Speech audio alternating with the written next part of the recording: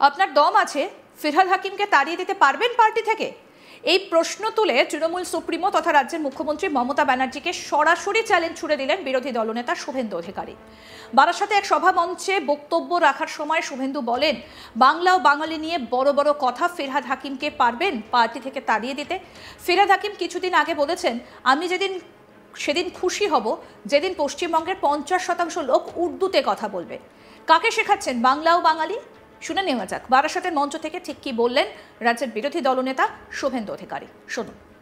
বিএসএফকে আপনি জায়গা দেননি জমি বেড়া করার,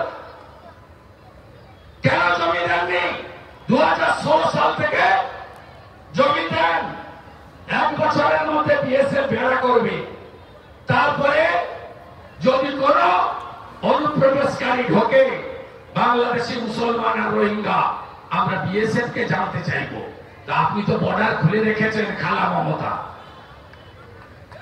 আপনার লোকেরা তো, আপনার দম আছে বাংলা বাঙালি বড় বড় কথা, ফিরহাদ হাকিমকে তাড়িয়ে দিতে পারবেন পার্টি থেকে? ফিরহাদ হাকিম কি বলেছে কদিন আগে? বলেছে আমি সেদিন খুশি হব যেদিন পশ্চিম বাংলায় 50% লোক উর্দুতে কথা বলবে। আরে কাকে শিখাচ্ছেন বাংলা বাঙালি? এই পার্টিটার জন্ম কে দিয়েছেন? যিনি কাশ্মীরের জন্য আত্মবলিদান করেছেন, ধুতি পাঞ্জাবিতে থাকা আদর্শ বাঙালি ডক্টর শ্যামাপ্রসাদ মুখার্জি।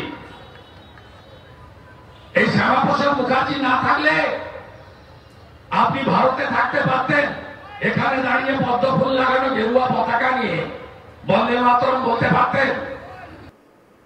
শুনলেন তো কিভাবে মমতা ব্যানার্জিকে নিশানা করলেন বিরোধী দলনেতা, কিভাবে ফিরহাদ হাকিমের প্রসঙ্গ তুলে সরাসরি চ্যালেঞ্জ ছুড়ে দিলেন তৃণমূল সুপ্রিমোর দিকে। বিএসএফকে জমি দেওয়া হয়নি বলে অভিযোগ করেছেন শুভেন্দু।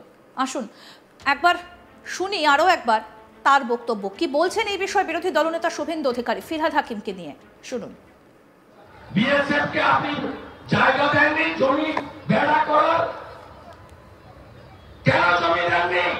2016 সাল থেকে জমি দেন, 1 বছরের মধ্যে বিএসএফ বেড়া করবে।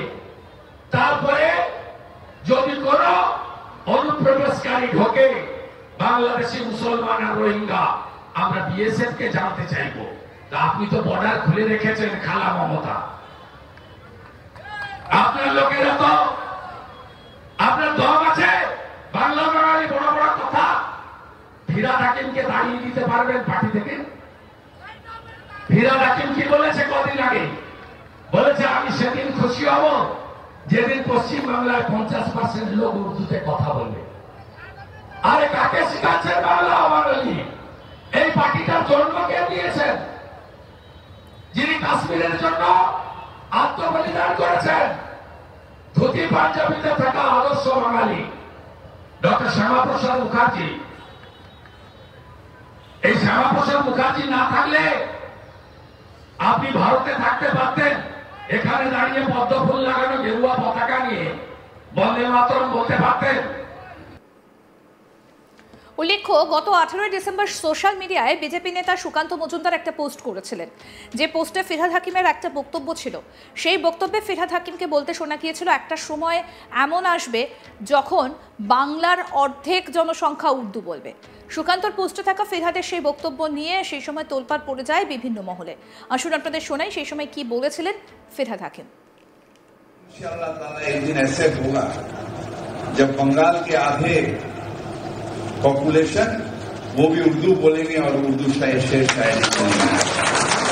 इंशाअल्लाह ताला एक दिन ऐसे होगा जब बंगाल के आधे पॉपुलेशन वो भी उर्दू बोलेंगे और उर्दू शेर शायरी बोलेंगे। এবং ফিরহাদ হাকিমের এই বক্তব্যের প্রেক্ষিতে শুভেন্দু অধিকারী বলছেন যে আপনার দম আছে ফিরহাদ হাকিমকে তাড়িয়ে দিতে পারবেন এই পার্টি থেকে। এবং একই সঙ্গে আমরা দেখেছিলাম যে যেদিন মমতা বন্দ্যোপাধ্যায় মিছিল করেছিলেন এবং তার পাশে কিন্তু ববি হাকিম বা ফিরহাদ হাকিম তিনি হেঁটেছিলেন সেই মিছিলে, এবং সেখান থেকেই প্রশ্ন তুলেছেন রাজ্যের বিরোধী দলনেতা তথা শুভেন্দু অধিকারী। একেবারে সরাসরি চ্যালেঞ্জ ছুড়ে দিয়ে বলেছেন যে বাংলা ও বাঙালি নিয়ে বড় বড় কথা ফিরহাদ হাকিমকে পারবেন পার্টি থেকে তাড়িয়ে দিতে? ফিরহাদ হাকিম কিছুদিন আগে বলেছেন, আমি সেদিন খুশি হব যেদিন পশ্চিমবঙ্গের 50% লোক উর্দুতে কথা বলবে। কাকে শেখাচ্ছেন, বাংলা ও বাঙালি? অর্থাৎ ভোটের অনেক আগেই বিভিন্ন ইস্যুতে সরগরম রাজ্য রাজনীতি। সমস্ত আপডেট পেতে দেখতে থাকুন আজ তাক বাংলা। সাবস্ক্রাইব করুন, নোটিফিকেশন পেতে বেল বাটন অপশন প্রেস করুন।